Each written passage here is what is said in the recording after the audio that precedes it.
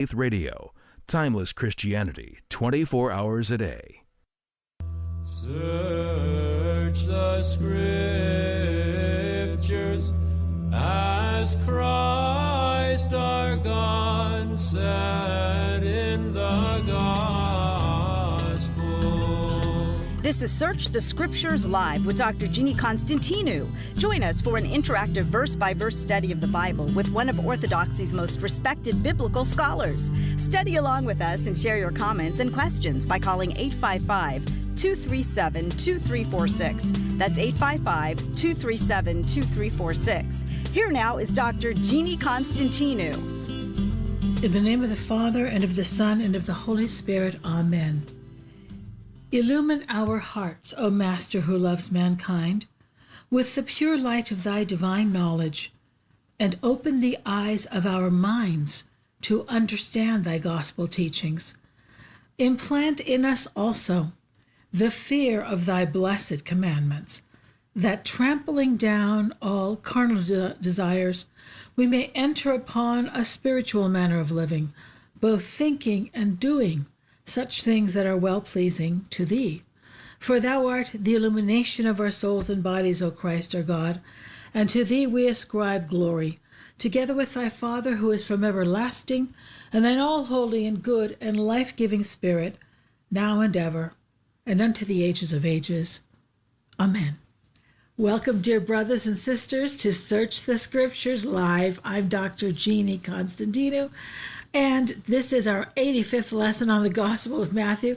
Today's date is August 26th, 2024, and I want to just announce for you that next week, which is a week from today, is going to be September 2nd, is Labor Day. That's the first Monday of September. The Americans like to call it the last official day of summer because that's a holiday here in the United States, and we will not be having a live show. I'm not sure what they're going to be playing at this time, but just so that you're aware that you're not missing anything. You know, I don't do this podcast by myself. I don't talk about all the people who are responsible for putting on this podcast, but two people are also online, always with me. They sometimes respond to your comments. We have our video engineer who's here on the West Coast with me, and Simon not here in my house, but he has his own studio, and our station director, Matushka Trudy in Indiana. And these people oversee the live shows, and when it's a holiday, they get the day off, okay? So that's why there will be no show next Monday, but you can join us the following Monday for a new show as we continue our study of the Gospel of Matthew. And everybody needs to have their day off, especially at the very end of the summer, or for those of you in Australia and New Zealand, it's approaching the end of your winter. I don't forget that you guys are experiencing very different seasons when we are here talking about the summer.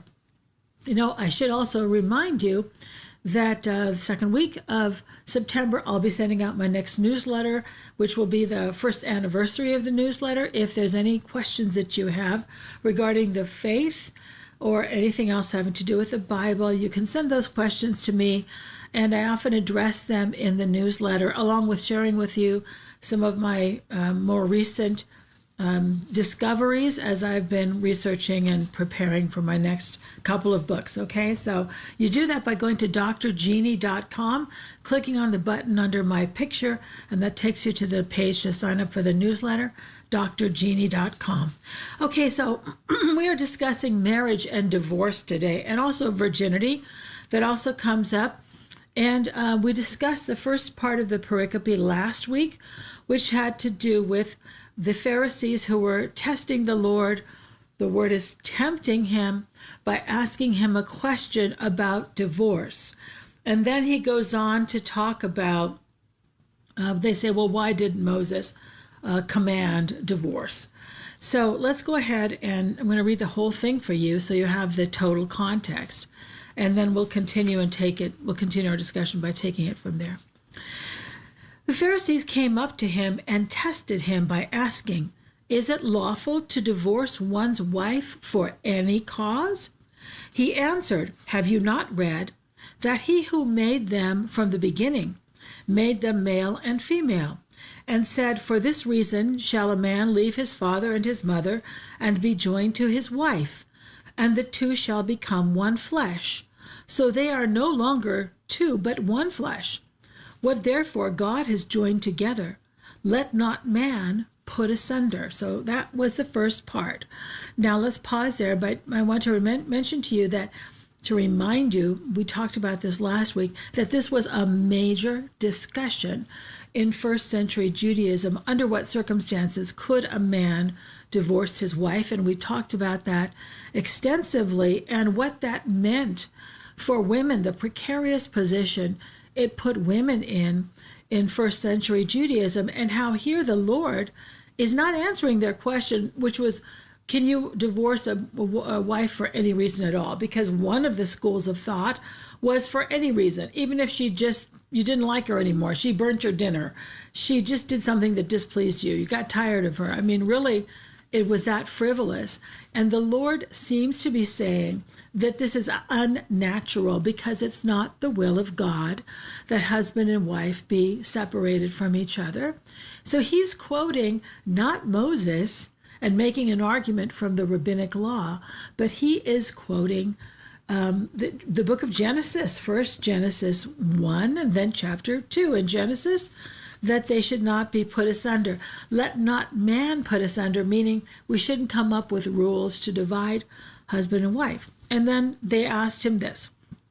They said to him, "Why then did Moses command one to give a certificate of divorce and put her away?" The wife.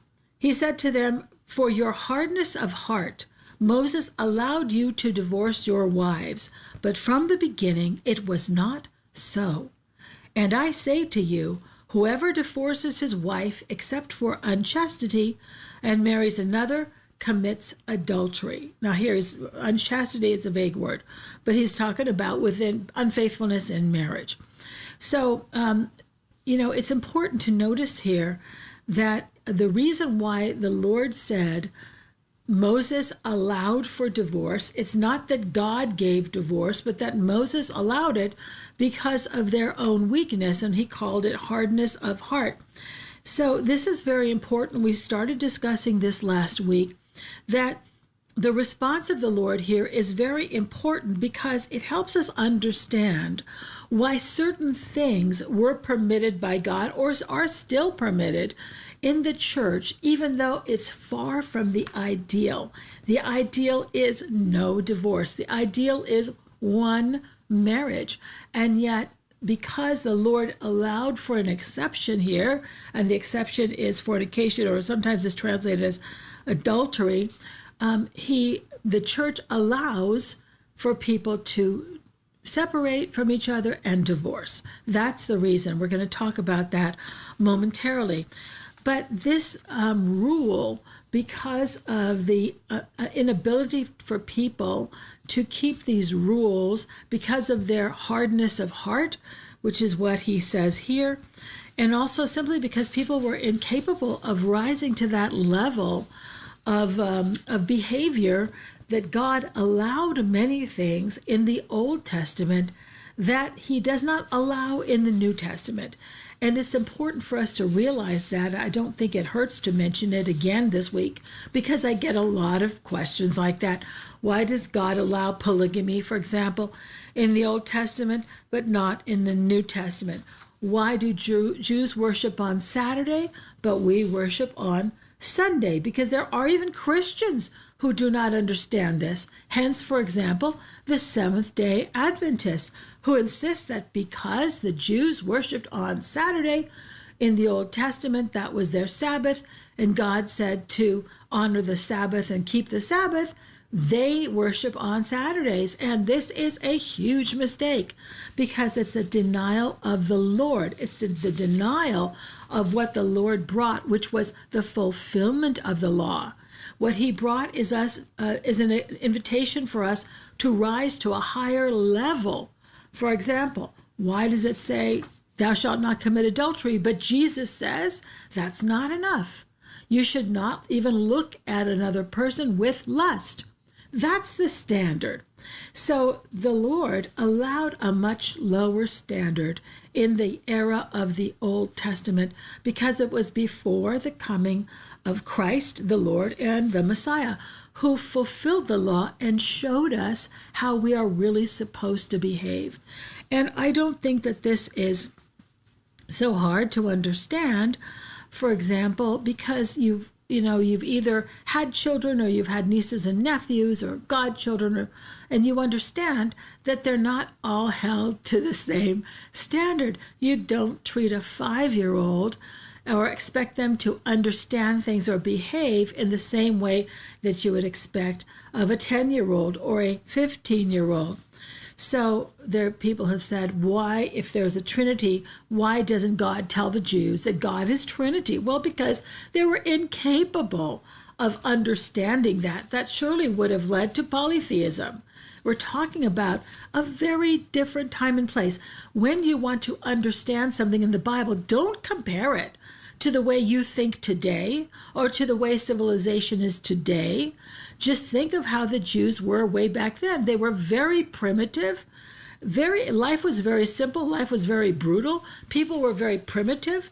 They were not educated. They weren't usually capable of advanced thinking that wouldn't have led them to be led astray. Somebody like Moses might be able to understand that God is Trinity, but most people would say, oh, that means there are 3 gods. We can't understand the Trinity even today, that we have Jesus Christ after the incarnation, but they certainly wouldn't be able to understand it then. So there were many things that were permitted in the era of the Old Testament because the Lord did the best that he could and did not expect the Jews to behave in a manner that was beyond their ability, just as you don't expect, or you shouldn't expect, from a little child the kind of sophisticated thinking that an adult is capable of engaging in.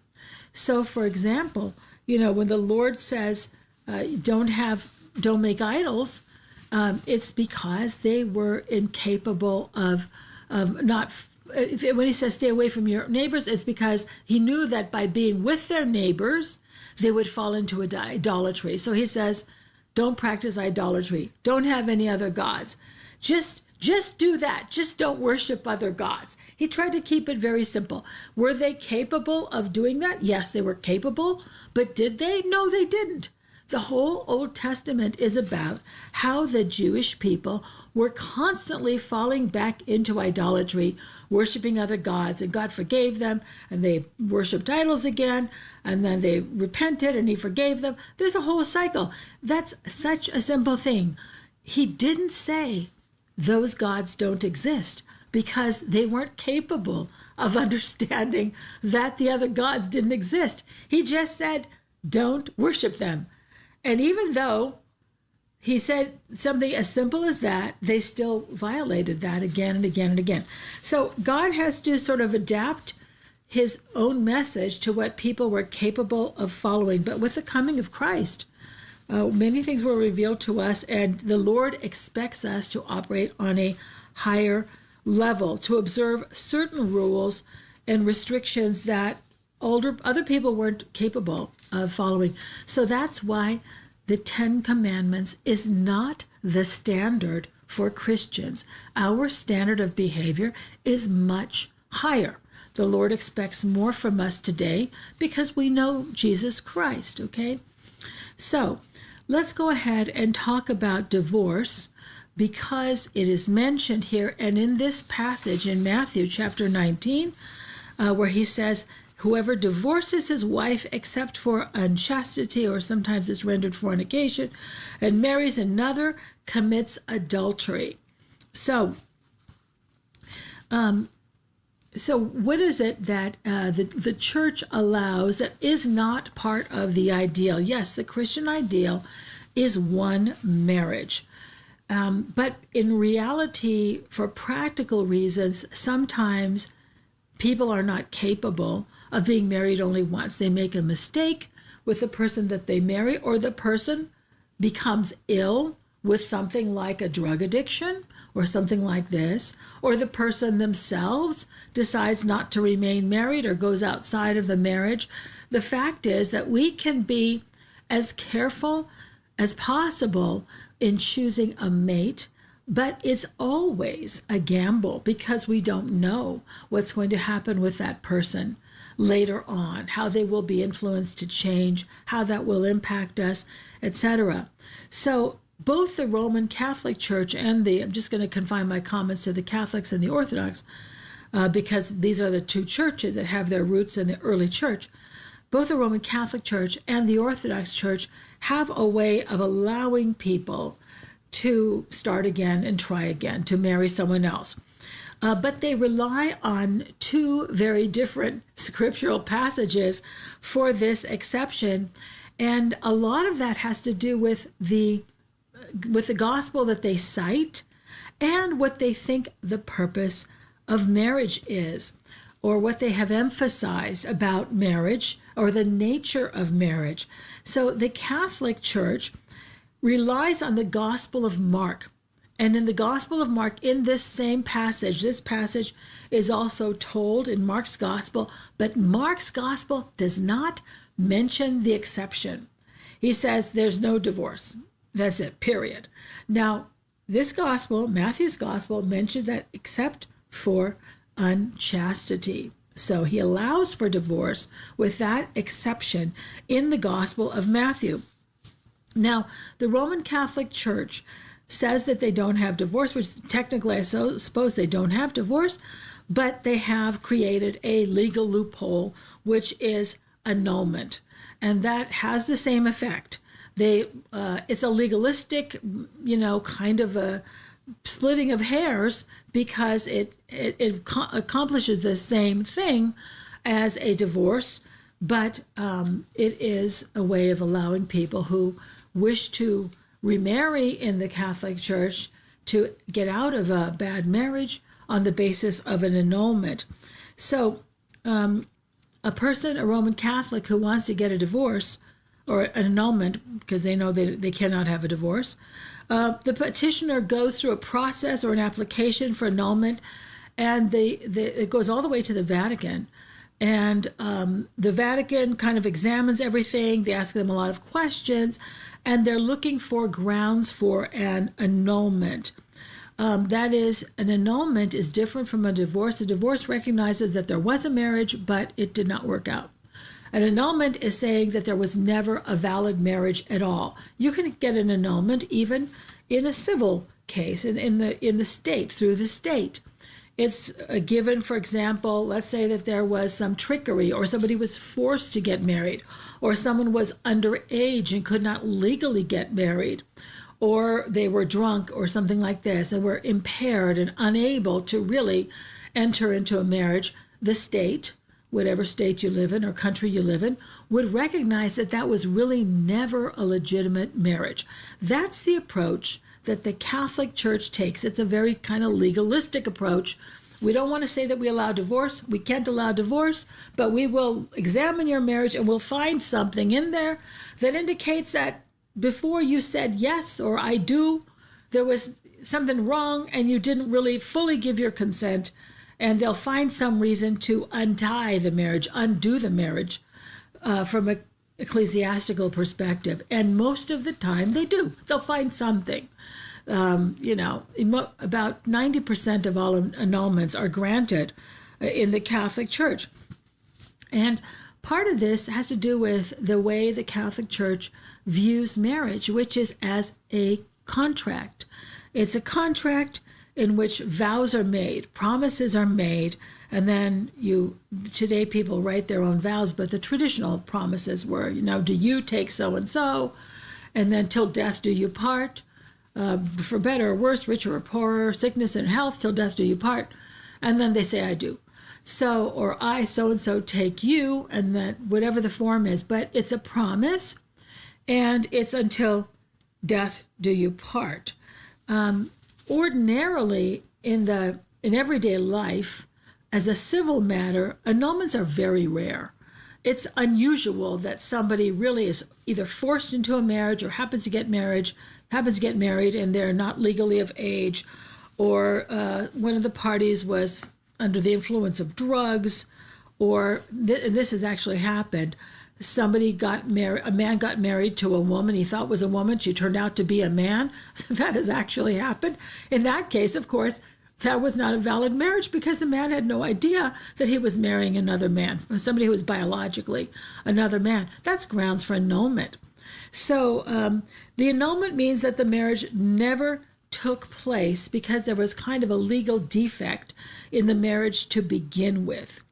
So to free, and so the Roman Catholic Church took that model, which is a legal model, and to free the parties from this marriage, but not for those kinds of reasons. The Catholic Church allows annulment. They'll look for something that seemed to impair your ability to give proper consent. And, they comb through all kinds of things. They have asked for statements. What was your state of mind and all this? And you might have said, well, I thought it was going to be, I shouldn't really speculate on it, but I've known some Catholics who got annulments.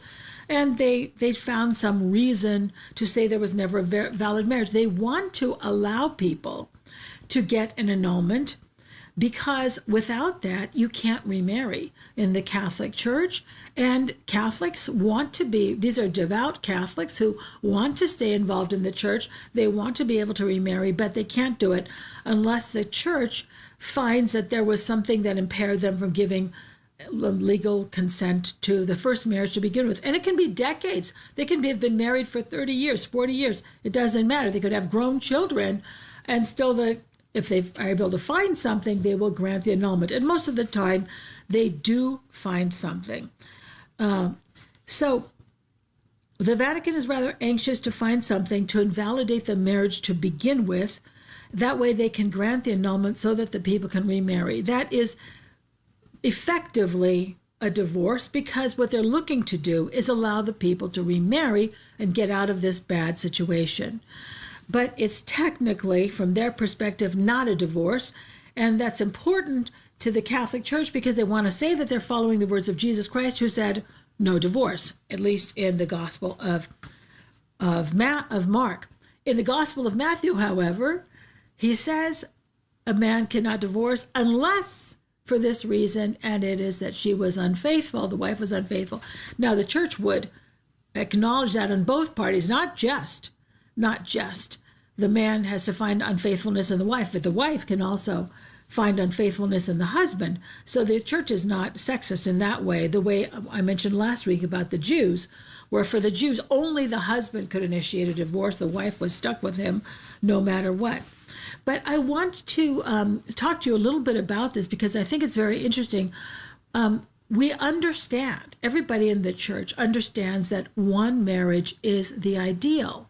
And we would like, and especially for the Orthodox, we actually have the lowest rate of remarriage among Christians. Orthodox Christians tend to try to keep the one marriage ideal.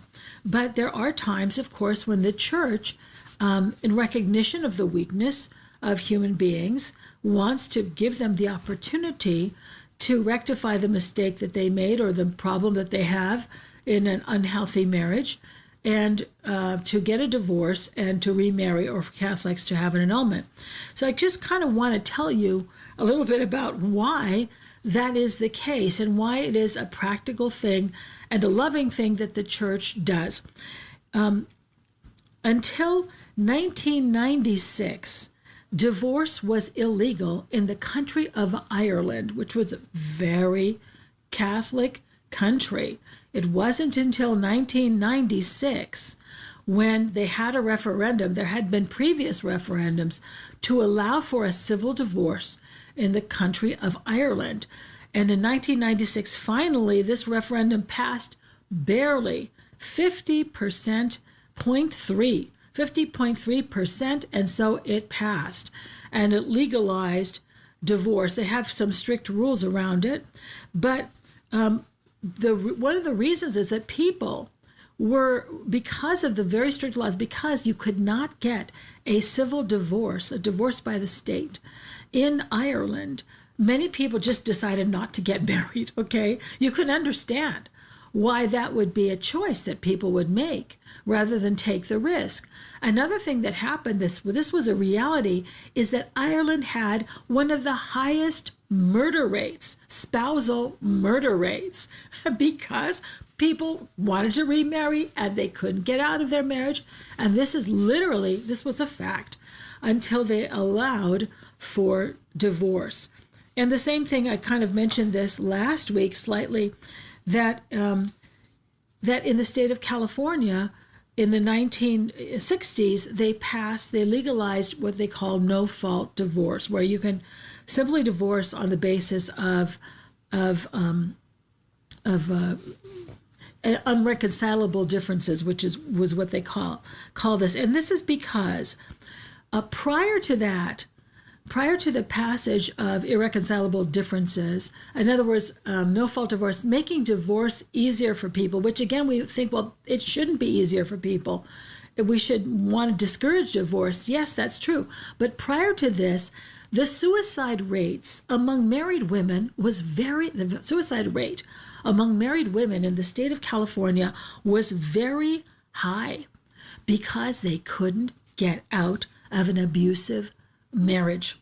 So the church, likewise, although it doesn't favor divorce, and technically speaking, the church doesn't really grant divorces, it just recognizes that the marriage has broken down, and it wants to give people the opportunity to exit the marriage and try again, simply to help them to have a better life. So remember that the purpose of marriage is to help each other enter the kingdom of heaven. Well, if for whatever reason a mistake was made in this union, or somebody changed or developed a problem like an addiction, we don't want people to be stuck and just have to suffer, because that's not the purpose of marriage. The purpose of marriage is not to torture each other, but to help each other achieve the kingdom of heaven. So the Orthodox Church recognizes divorce as a reality and allows parties to get a divorce. They don't go through the sort of back door like the Catholics do to find some grounds for annulment, to say, well, we don't have divorce. You Orthodox, believe me, they say this. You Orthodox, you let people get divorced. We don't do that. We don't do that. It's the same thing. It is literally the same thing. If they just do it another way, they get people out of their marriages by finding grounds for annulment that would never serve as grounds for an annulment in a state case. But they do because they want to have the same result. They want people to be able to exit a marriage which is not working or which is very bad. And the Orthodox Church is just, I think, more honest about it by saying that the marriage has deteriorated to the point when we really need to allow people to exit this marriage. Now, the Orthodox Church, because of this passage in the Gospel of Matthew, that unless a man divorces a woman for the case of, and here he mentions adultery, the Lord doesn't allow divorce except for adultery. Because he makes that exception, the church recognizes that there are exceptions, but they have to be very, very serious. So we've reached the end of our first half hour.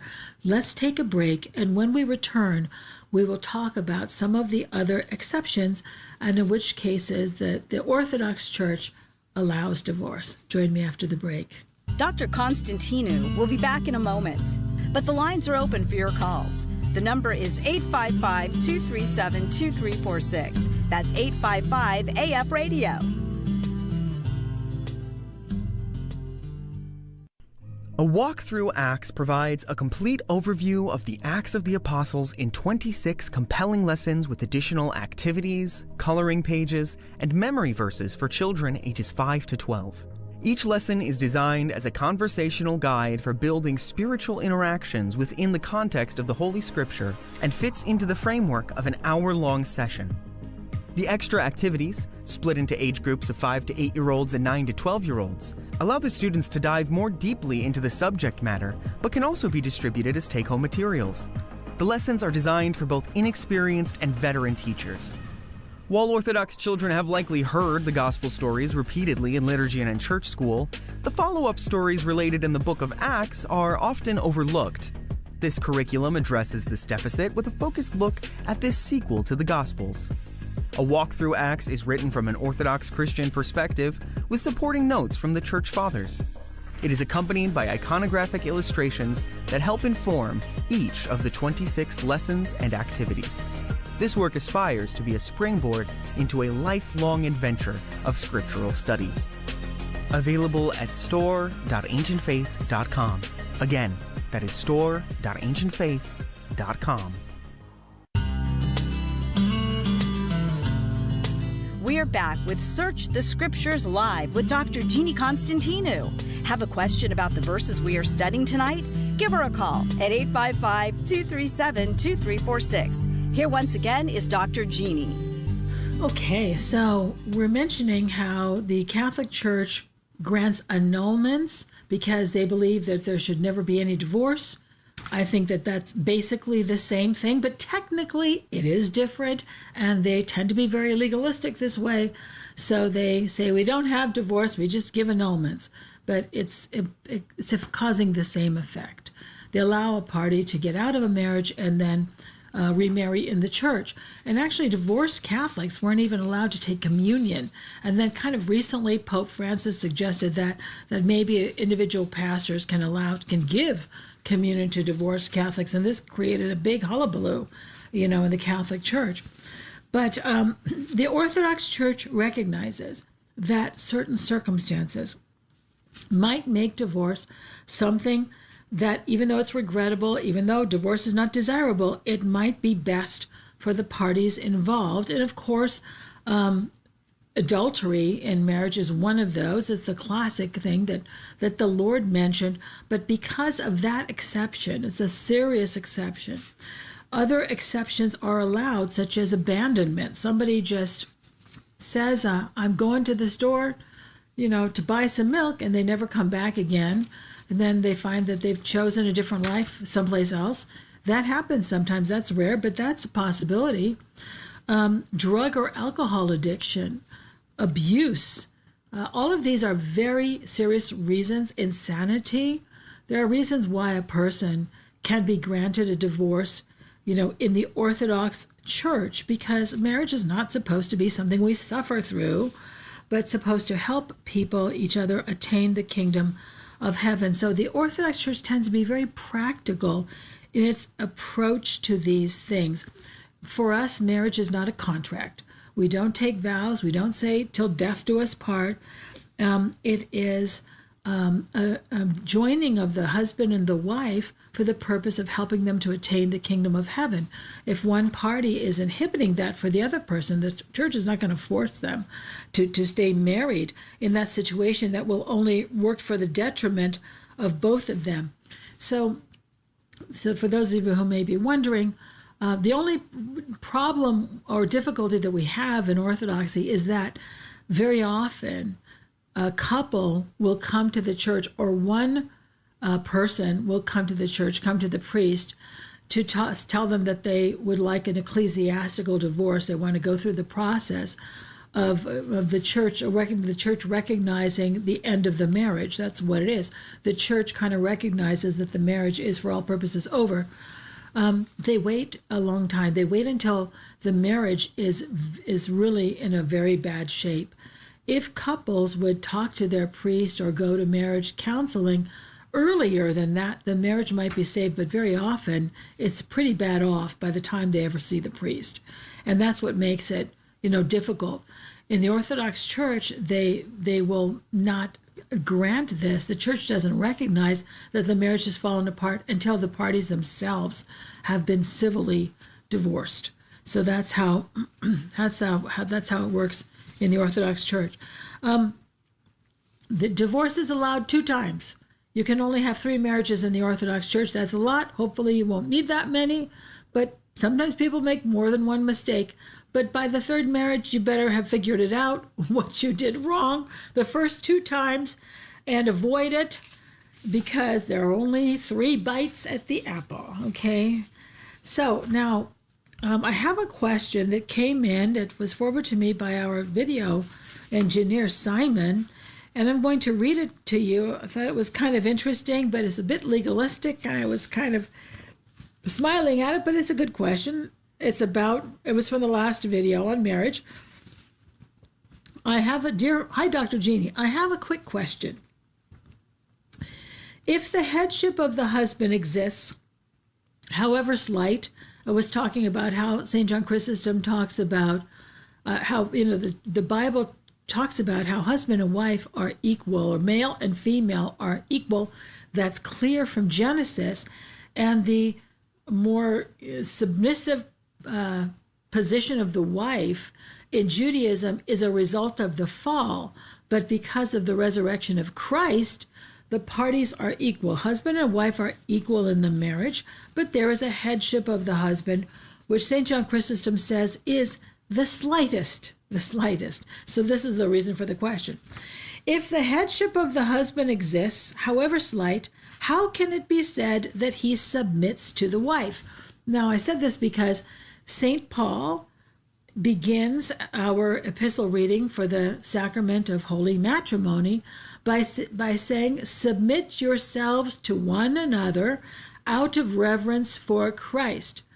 Okay? Husbands, love your wives as Christ loved the church. Wives, respect your husbands, blah, blah, blah.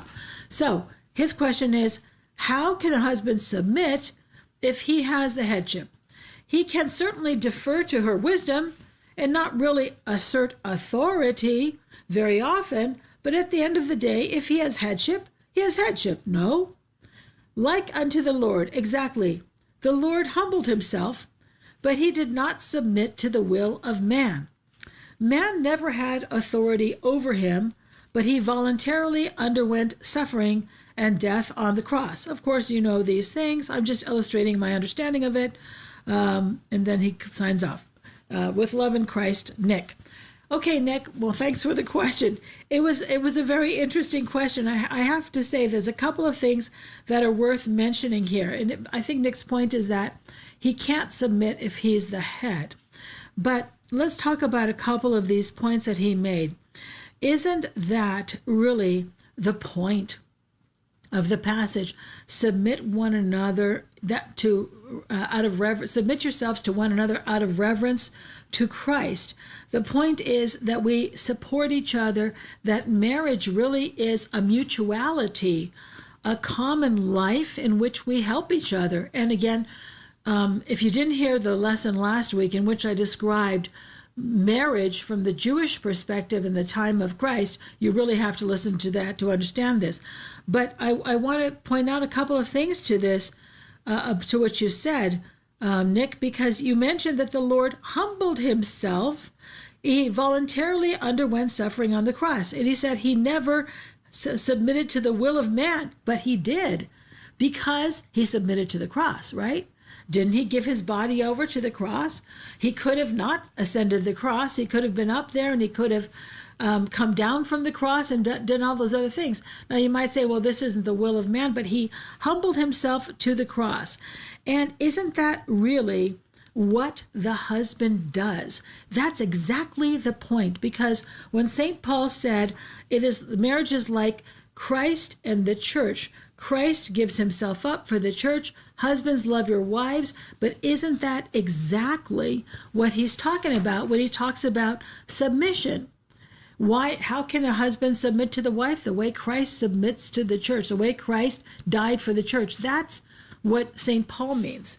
But I would not actually follow your analysis or analogy here, Nick, because when you quoted that the Lord humbled himself, what does that, you're quoting there from Philippians, what does it say? He did not consider equality with God something to be grasped, but emptied himself and became a human being, and being found in human form, he humbled himself even to death on the cross. So yes, the Lord submitted and humbled himself to whom? To the Father. Now think about that. The Father and the Son are equal. We don't say that the Father is superior to the Son. The Father and the Son are both God, and they are equal. So if if Christ was willing to submit to the will of the Father, even though he didn't have to, isn't that really the model here that we're talking about? Because the husband and wife here, you're comparing, if Christ is willing to humble himself and he did not submit to human beings, if that's what you're saying, the husband and wife are not man and God. The husband is not God and the wife a human being. They're equal, right? So why shouldn't the husband submit to the wife? Your point is, how can you have headship? How can you have this? Then you quoted authority. Nowhere does St. Paul talk about the husband having authority over the wife. He says he is the head of the wife, okay? So that's a different thing. You're treating this in a way as if it's almost a kind of a legal position that someone has to maintain. And so I do think the point is here that husband and wife are equal, and if they have a healthy marriage, there's going to be this mutuality based on love, mutual love and respect. And I don't think it's impossible for the husband to have headship and yet still sometimes submit to the wife, because St. Paul, who said the husband is the head of the wife, just began that passage by saying, submit yourselves to one another. So obviously he believes that submission of the husband to the wife is possible without losing the headship. Now, if you want to take that in a purely legalistic way, then you might be able to say that's impossible, but clearly St. Paul didn't think it was impossible. Because it's done out of love. So just as Christ, the Son of God, submitted to the will of the Father and went to the cross for us, even though both the Father and Son are God and both are equal, and he did it voluntarily, this is what husbands are supposed to do for wives and wives for husbands, frankly. Okay, I hope that helps. All right, we need to continue. So let's here talk about the circumstances under which divorce is allowed and why the Orthodox Church, allows divorce. This is St. Gregory the theologian, continuing that oration we were reading from last week, which is oration 37. And maybe this also helps to answer Nick's question. So in oration 37, St. Gregory the theologian is talking about this very passage that we are discussing. So he says, "The sacrament is great," St. Paul says, "but I speak concerning Christ and the church. It is well for the wife to reverence Christ through her husband, and for the husband not to dishonor the church through his wife. Let the wife," he says, "see that she reverence her husband, for so she does Christ. And he bids the husband to cherish his wife, for so Christ does the church. For I think that the word here seems to deprecate second marriage. For if there were two Christs, there may be two husbands or two wives. But if Christ is one head of the church, let there also be one flesh, and let a second be rejected." This would be interesting because Catholics say that there are two heads of the church. There's Christ, who is the invisible head, and there's the Pope, who's the visible head. So St. Gregory, the theologian, would not agree with that. There's one head of the church, and it is Christ. So he says, if it hinders the second, what about the third? The first law is law, the second is indulgence, and the third is transgression. And anything beyond it is swinish, and has not even many examples of its wickedness. Now the law grants divorce for every cause, but Christ not for every cause, but he allows, the law here is talking about the law of Moses. But he allows only separation from the whore, the person who has been unfaithful. And in all other things, he commands patience. He allows to put away the woman who fornicates because she corrupts the offspring. But in all other matters, let us be patient and endure, or rather be enduring and patient, as many have received the yoke of matrimony. So he talks about how you might show some help to discipline the spouse who is a problem, or how we have to learn patience and flexibility. Of course, this is the difficult thing about marriage, isn't it? We want our way, and we want things to be done in a certain way, and we have our own opinions. We can't force those on the other person. We have to learn patience, and this is what Saint Gregory the theologian is talking about. Now, after that passage, which we talked about, in which the Lord allows divorce only in cases of unfaithfulness, the disciples have a very strong reaction. And let's read from verse 10, Matthew chapter 19, verse 10. The disciples said to him, "If such is the case of a man with his wife, it is better not to marry." But he said to them, "Not all men can receive this saying, but only those to whom it is given. For there are eunuchs who have been so from birth, and there are eunuchs who have been made eunuchs by men, and there are eunuchs who have made themselves eunuchs for the sake of the kingdom of heaven. He who is able to receive this, let him receive it." So, a eunuch is a man who doesn't have testicles. And some people are born like this, and some people were made like this back in those days. Sometimes men were castrated, and for certain positions, especially if they were responsible for women. So in order to avoid any funny business, that was done sometimes. And then others, when he says chose to become eunuchs for the kingdom of heaven, this means that they chose virginity. So let's hear what St. John Chrysostom and also St. Gregory the theologian comments on this as well.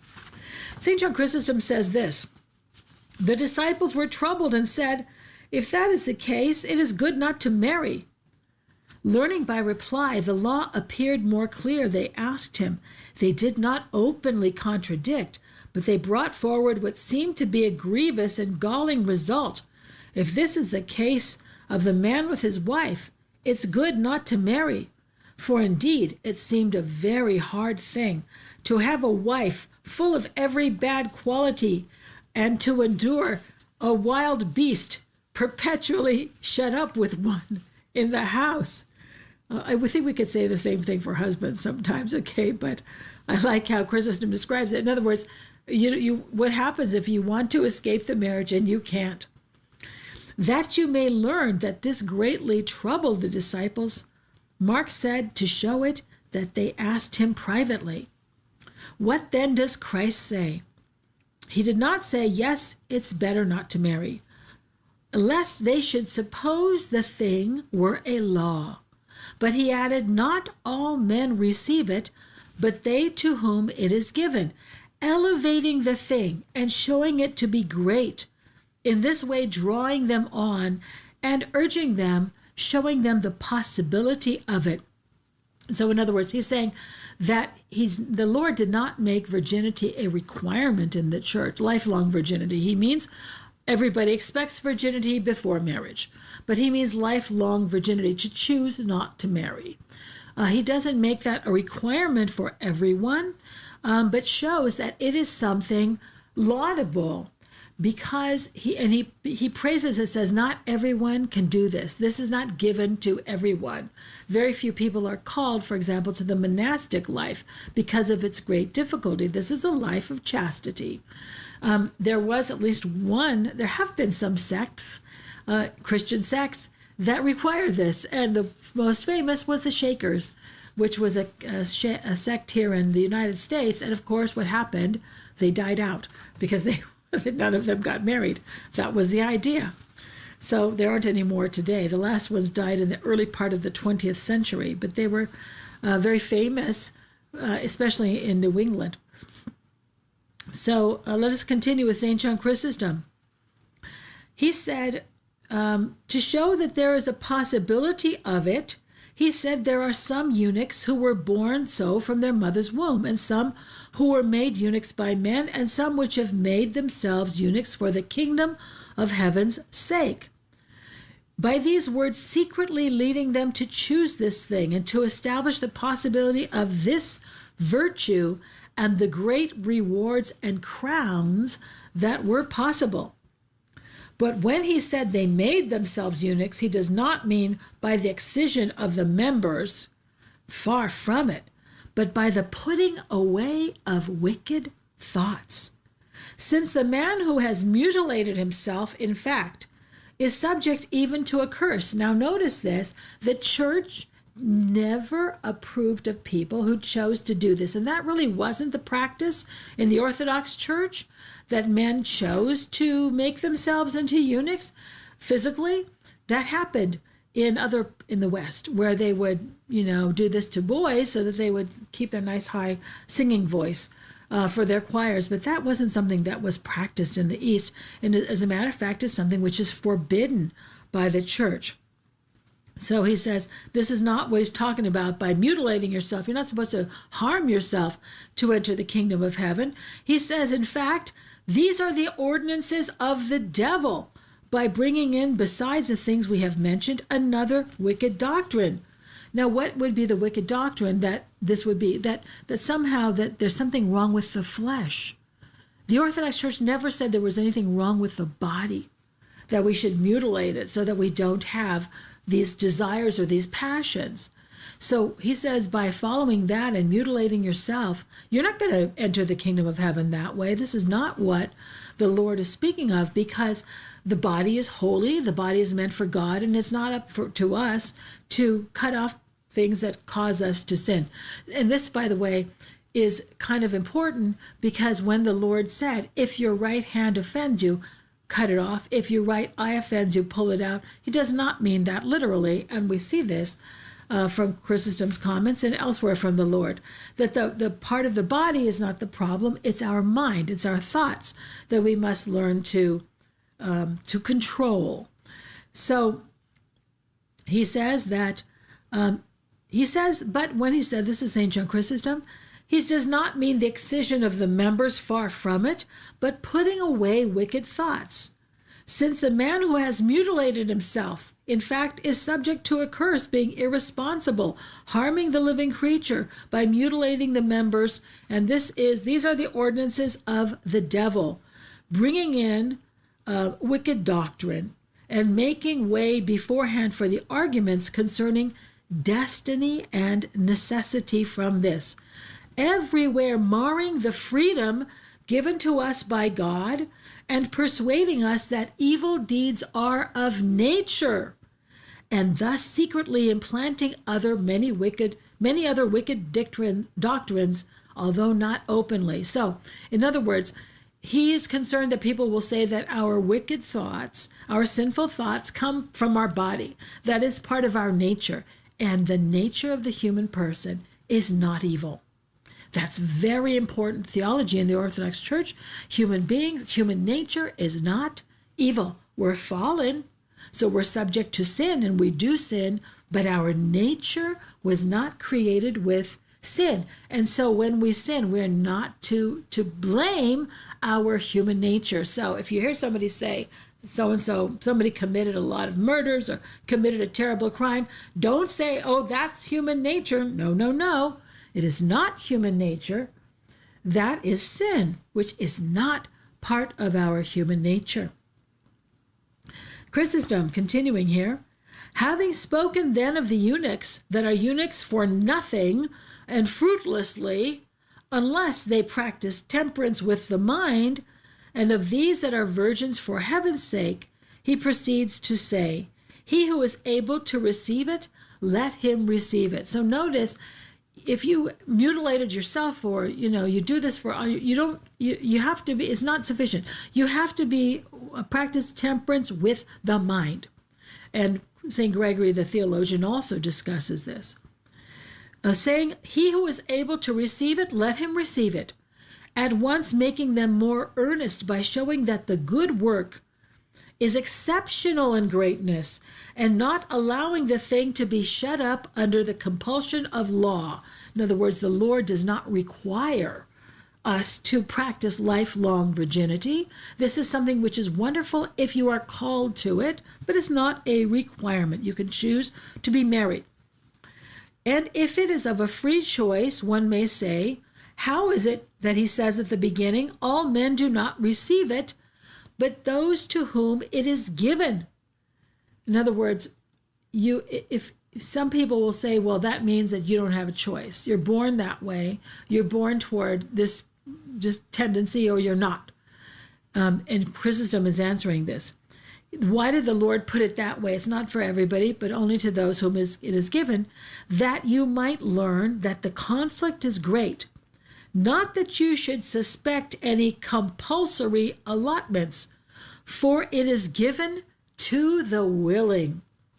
If it were a gift from above only, that those who live as virgins contribute nothing themselves. In other words, they don't have to struggle to maintain their virginity and to avoid lustful thoughts. If it's just given, then how are you rewarded for this? For no reason then did he promise the kingdom of heaven and distinguish them from the other eunuchs. So let's remind ourselves what the Lord says. Some people are born that way. Some people are made that way by human beings. And other people choose that manner of life for the kingdom of heaven. If it is given, it is only to those to whom it is given. So don't think from this that this means that the person is either deprived of their free will. The person who chooses lifelong celibacy or a life of celibacy freely chooses that it's not up to them, that it comes easily because God just gives it to them. This is not what he says at all. But he's saying that, in fact, it must be that it goes to the people who are willing. And St. Gregory the theologian will explain this further when he talks about how it is given to people who are willing, and then they are able to accomplish this with the assistance of God. So Chrysostom says that if it was simply that they're given it and there's nothing difficult for them about it, then why would they receive the kingdom of heaven as a reward, you see? Because there's nothing exceptional. It wasn't difficult for them, but it's extremely difficult. And St. Gregory the theologian is going to talk about that. He also chose not to marry. And we're going to hear from him after the break, where he will continue to discuss this passage. So join me in a minute. Dr. Constantinou will be back in a moment. But the lines are open for your calls. The number is 855-237-2346. That's 855-AF-RADIO. So here's a question for you. What does it mean to think Orthodox? What are the unspoken and unexplored premises and presumptions underlying what Christians believe? Orthodox Christianity is based on preserving the mind of the early church, its phronima.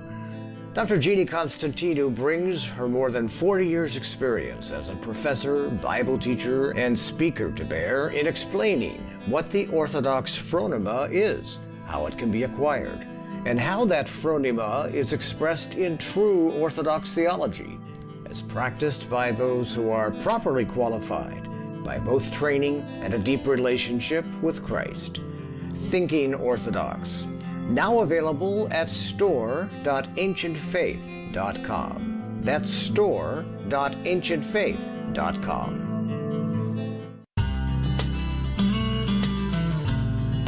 We're back with Search the Scriptures Live with Dr. Jeannie Constantinou. Have a question about the verses we are studying tonight? Give her a call at 855-237-2346. Here once again is Dr. Jeannie.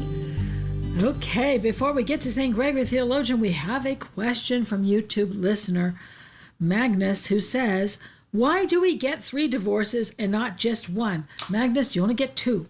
Okay, 2. 3 marriages, 2 divorces.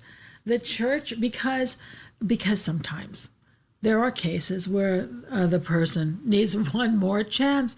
Because again, what is the purpose of this? The purpose of marriage is to help each other attain the kingdom of heaven. And sometimes people have not learned their lesson the first time. You must know people like this. I certainly do. People who made more than one mistake in marriage. And the church will allow it. This is why St. Gregory actually mentioned that. I forget the exact language of it. And he says, so the second was kind of a concession. The third one is, real aberration. But after that, no more.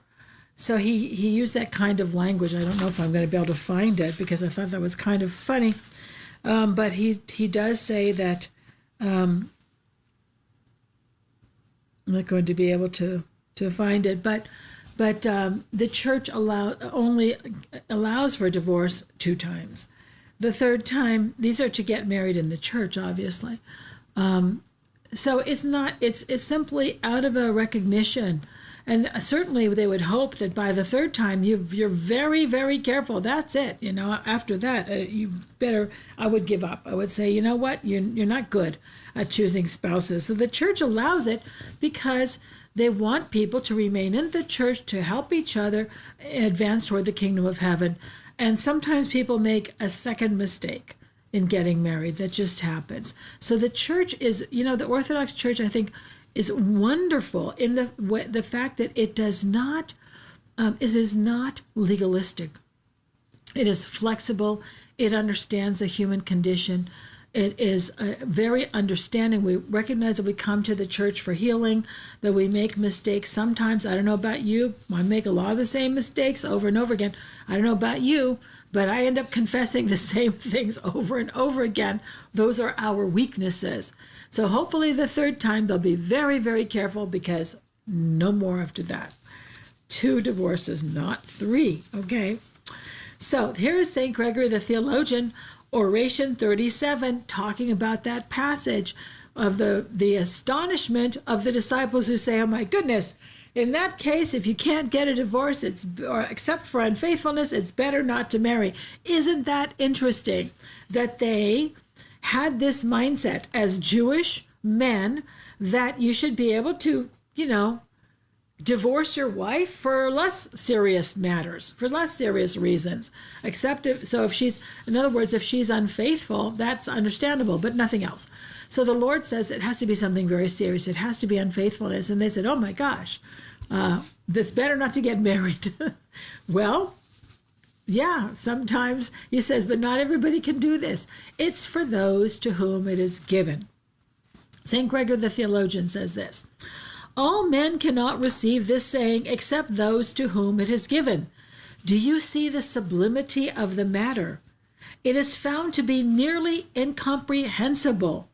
For surely it is more than carnal, that which is born of flesh should not beget flesh.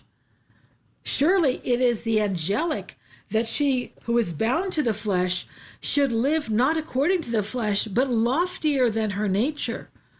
The flesh bound her to the world, but reason led her up to God. And I think here he's using the feminine because I think he's thinking of the soul, and that's a feminine noun in Greek, ipsyche.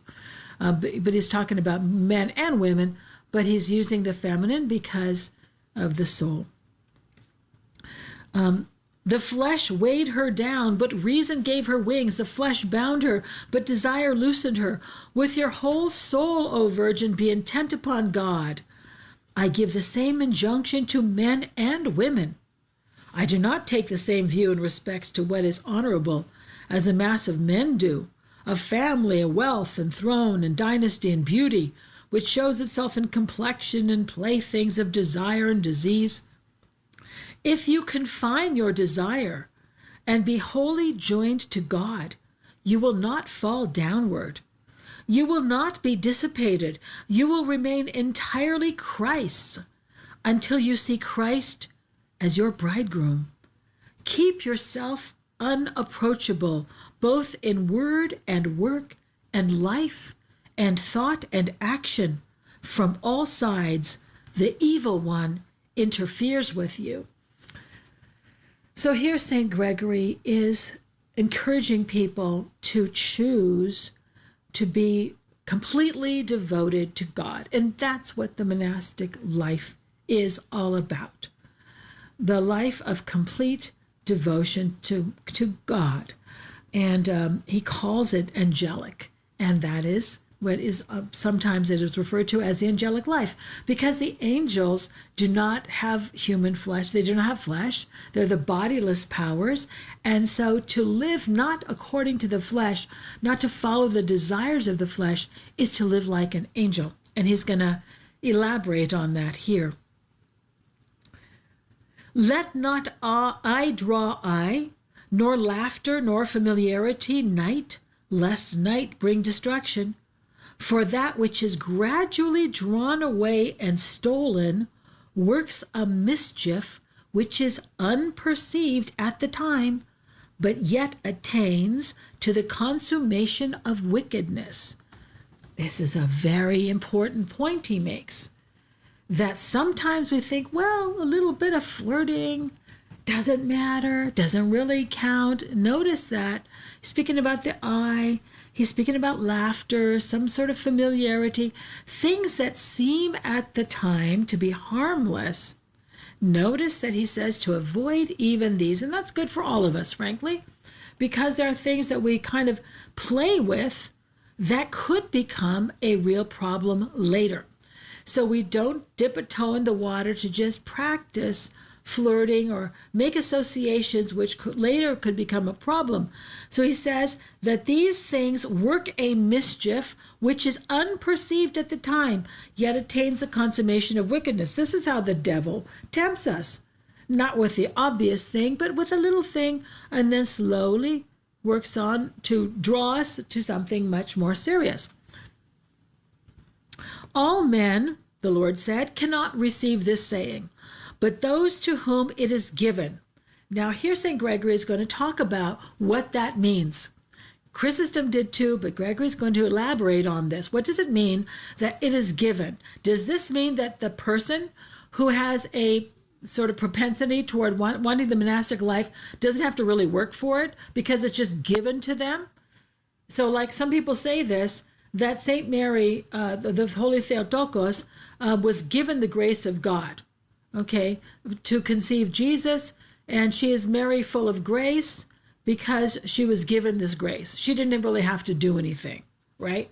That's what Catholics say, and that's what Protestants say too. She says, you know, when the angel Gabriel greets her and says, "Que charis Domini," that you're full of grace, Protestants say, well, God just gave her the grace.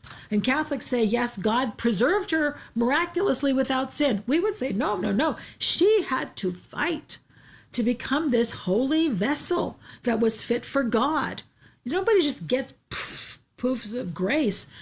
People, this is a lot of effort that is required. Spiritual warfare. So this is what St. Gregory is about to talk about. So see if you can follow what he's saying. He said, all men cannot receive this except those to whom it is given. When you hear this, it is given. Do not understand it in a heretical fashion and bring in differences of nature, the earthly and the spiritual and the mixed. For there are people so evilly disposed as to think that some men are of an utterly ruined nature and some of a nature which is saved, that others are of such a disposition as their will may lead them to, either to become better or worse. In other words, there are people who are saying that evil is part of our nature, or that people are inclined toward one thing or the other, and our free will has nothing to do with it. For that men may have a certain aptitude, one more or another less, I admit, but not that this aptitude alone suffices for perfection, but that it is the reason which calls this out, that nature may proceed to action. So you may have a tendency towards something, but it's not enough. That's not what leads to perfection. Just like people talk about what makes somebody a great golfer or a great baseball player or a great violinist. They may have an aptitude, but it is the practice, hours and hours and hours of practice, that make them a virtuoso, that make them an expert in whatever it is. It requires both that aptitude and that practice, that desire, that effort. And this is exactly what he's talking about here. When you hear, to whom it is given, add, and it is given to those who are called, to those who are inclined that way. For when you hear, not of him that wills, nor of him that runs, but of God who shows mercy, I counsel you to think the same. For since there are some who are so proud of their successes that they attribute all to themselves and nothing to God, who made them, and gave them wisdom and supplied them with this good, such are taught by this word that even to wish well needs help from God, or rather even to choose what is right is divine and a gift of the mercy of God. That is true. So in other words, everything good that we do, even our good choices, we have to recognize even that comes from God. We don't attribute anything to ourselves, but be careful that we not go into the other direction, to the other extreme, and fall into heresy. He's about to counsel us against saying that we have nothing to do with it. Everything is from God, because then we fall into predestination, right? So listen to what he says. For it is necessary both that we be our own masters and also that our salvation be of God. This is why he said, not of him who wills, that is, not of him who wills only, nor of him that runs only, but also of God, who shows mercy. Next, since to will also is from God, he has attributed the whole thing to God with reason. However much you must run, however much you may wrestle, however much you need the crown, you need the Lord to give you the crown. Except the Lord builds the house, they that labor it build in vain. Except the Lord keeps the city, in vain do they watch, keep it. They that watch, keep it. I know, he says, that the race is not to the swift, nor the battle to the strong, nor the victory to the fighters, nor the harbors to the good sailors, but to God it belongs both work victory and to bring the ship safely to port. So he's saying that we have to have both. We have to exert our own effort, and we have to have assistance from God. But ultimately, we have to recognize that everything comes from God, because even our salvation comes from God. Our existence comes from God. So he's trying to very carefully balance this question, which has plagued a lot of people, the balance between free will and the grace of God. And there's no formula for this, but both must be present. That is basic Orthodox theology. And we call that synergy, the human being cooperating with God. God offers and we respond, and then God gives us more grace and then we respond, etc. Continuing here with St. Gregory the theologian. He said, but to whom it has been given, is then the ruling mind nothing? Now notice here he says that, again, to prevent us from thinking that we don't have anything to contribute. He says then, is the mind nothing? Is the labor nothing? Is the reasoning nothing? Is the philosophy nothing? Nothing the fasting, nothing the vigils, nothing the sleeping on the ground, nothing the shedding of tears? Is it nothing for these, but in accordance with some election by lot? Notice that he's talking about predestination. Others are estranged and others enter, others are sanctified. I fear lest some monstrous reasoning may come in, as of the soul having lived elsewhere or having been bound to this body. That's the pre-existence of souls and other kinds of ideas. That it from the other life may receive the gift of prophecy. Here's like the idea of multiple lives. You see, those are not ideas that just began in our era. Those were heresies that were present, even in the patristic era, in the era of the early church. The others are condemned, mainly those who live badly. But since a conception is too absurd and contrary to the traditions of the church, we must, in this place, add the words, to whom it has been given this, who are worthy, who have not only received this character from the Father, but have given it to themselves. So they receive this invitation, or they maybe have this ability, but they've also done the work. For there are eunuchs which were made eunuchs from their mother's womb, etc. I should very much like to be able to say something bold about eunuchs. This is Gregory. Do not be proud, you who are eunuchs by nature, For in point of self-restraint, this is perhaps unwilling. In other words, you don't have a choice. You have nothing to be proud of because you were born this way. It has not come to the test, nor has your self-restraint been proven by trial. For the good which is by nature is not subject to credit. Chrysostom says this too. For example, you don't have a virtue if you are naturally inclined that way. So let's say you're naturally mild-mannered and you don't get angry easily. You don't get credit for that. That is not a virtue. You have that by nature. That's your personality. However, if you're inclined to quickly become angry and you are able to conquer that passion, then you have acquired virtue. Here he's saying you have nothing to be proud of if you were born a eunuch or somebody else made you a eunuch, so you don't have the desire. This is nothing praiseworthy. This is nothing to be proud of because you were never tested. You didn't work to acquire that that desire not to engage in that type of passion. What merit does fire have for burning when it is its nature to burn? What credit does water receive for falling, a property given to it by its maker? What thanks does the snow get for its coldness or the sun for shining? It shines even if it does not wish.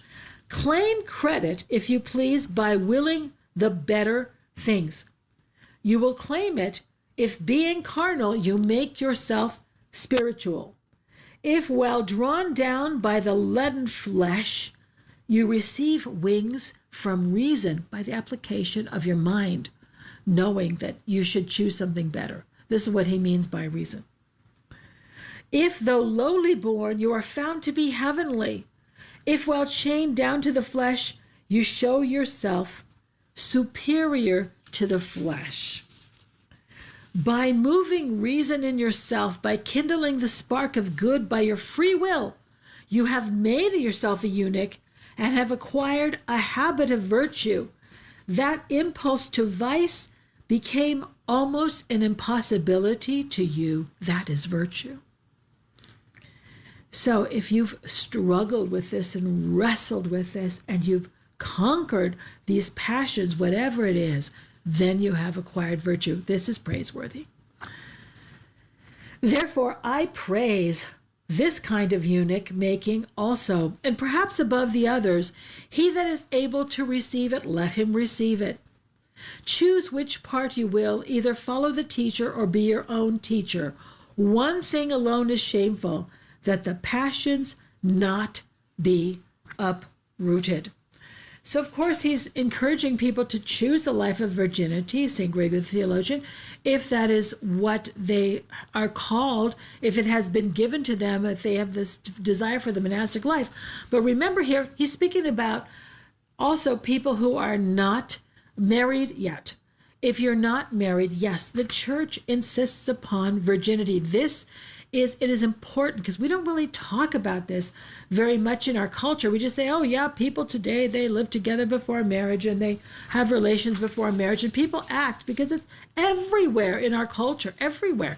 People act as though this is normal. It is not normal. It is a sin. It is not something for us to engage in and think that it doesn't matter. Oh, everybody's doing it. God, we have the sex drive by nature, etc., etc. This is not an excuse. It is something which is a very serious sin and leads to all kinds of problems. Not simply physical problems, but emotional ones. And there are reasons why life is much simpler and much easier when we wait for marriage for that sort of thing. Even if we have engaged in that sort of thing, we should stop until we are married. Now, I'm going to read to you one last selection. This is from St. John Chrysostom, and interestingly enough, it is addressed to one of his friends and spiritual daughters. That is the deaconess Olympia, or Olympia, Saint Olympia. And he's talking to her about this verse, and he's praising her for the fact that she married only once. She was a widow, and she did not choose to remarry. We'll see how far we get in this little selection, but I thought it was very nice that he writes to her about it and mentions our verse. So let us see what St. John Chrysostom says to Olympia. Virginity is something so great and demands so much effort that Christ came down from heaven in order to make men like angels and to implant the angelic way of life here below. Not, however, even daring to make this way of life mandatory or to raise it to the level of a law, but instead instituting the law of self-mortification, self-restraint. So notice here that he's saying exactly the same, he's making exactly the same points that St. Gregory, the theologian, made. Notice the consistency in the fathers of the church. We don't have one saying this and another saying this. That's very different from the Talmud, which the Jews have, where they have a lot of authorities. They have rabbinic authorities who are quoted, but they disagree. And the whole Talmud and the whole study of the Talmud is about disagreement and arguing over which is the correct interpretation. We don't have that in Orthodox Christianity. We have a consistency among the fathers, as I just read to you. This is exactly what Gregory the theologian said.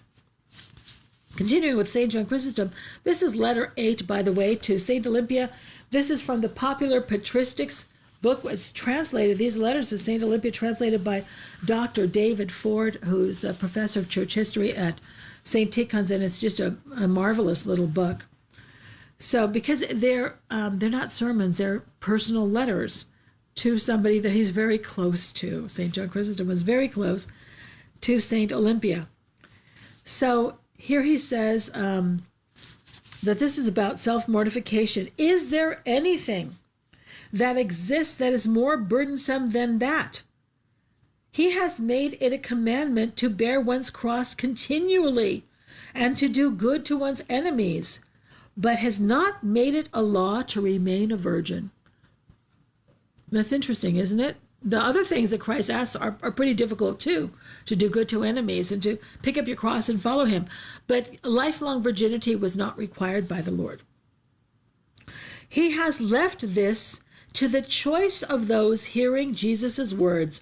The one who is able to accept this, let him accept it. For great is the weightiness of this matter, and the difficulty of these struggles, and the sweat of the battles, and pursuing this virtue, the terrain is precipitous. So very, very difficult. I would need a myriad of mouths to adequately proclaim to you this fact, that what is so difficult for virgins to accomplish, this you are accomplishing in your widowhood so easily, without difficulty, the truth of which is proven by your deeds. So look at how St. John Chrysostom is praising Olympia, is encouraging her and praising her. She must have been got depressed sometimes. Maybe she was lonely. We don't know. But he's encouraging her in this. And by the way, it's really beautiful to hear this, because so many people think that St. John Chrysostom was a misogynist, that he didn't like women, because they pick and choose between his statements. Yes, he criticizes women who are frivolous, who talk too much, who, who are lazy and pampered and things like this. But he also criticizes men, and he praises women in the Bible or elsewhere here, like St. Olympia, who are living the right kind of life. So he doesn't hold back his praise here for her. I marvel not only at the indescribable simplicity of your attire, which surpasses that of the mendicants, those are the beggars, but also the absence of form and artfulness in your clothing, your sandals, your gait. These are all the colors of your virtue, which depict outwardly the wisdom, the philosophia, that abides in your soul. When you see a virgin walking languidly in her garments, letting her tunics ripple behind her, I suppose she would have a train and just let it drag in the dirt. Other girls, which the prophet condemned, swaying in her gait, and with her voice and her eyes and her attire mingling a deadly drink for those who look at her intemperately, and digging a deep pit for those approaching her, and thereby setting a trap. How can you call her a virgin? Notice here, how important is this? He's saying that it's not enough to be a virgin in the body physically, but in the way you behave. Here he's talking about women who are unmarried, they're virgins, but they're dressing in a manner to attract the attention of men. And he's condemning that. He says, how can you call her a virgin? And not reckon her to be among the women of harlotry. On account of these things, we esteem you to be blessed. On account of these things, we marvel at you, that you have put all such things far away from yourself, showing yourself to be an example of mortification, not making a display of youthful beauty, but of youthful courage, not making yourself look beautiful, but taking weapons for battle. So he has much more to say, but we're going to stop at this point. Okay, everyone, so as we continue next week, we're going to discuss the passage in which the disciples bring a little child to the Lord, and they say, or people try to bring little children to the Lord, and the disciples say, no, he's too busy or whatnot. And the Lord says, no, let the children come to me, for such is the kingdom of heaven. So we'll be talking about that next time as we continue our discussion of Matthew chapter 19. Remember, there's no live show next week. Have a happy holiday, a safe holiday, those of you who are in the United States and have the day off. And after that, we will see you in 2 weeks then. Now let's close with our prayer. Lord, now let your servants depart in peace according to your word. For our eyes have seen your salvation, which you have prepared before the face of all peoples, a light to enlighten the Gentiles and the glory of your people, Israel. Amen. Good night.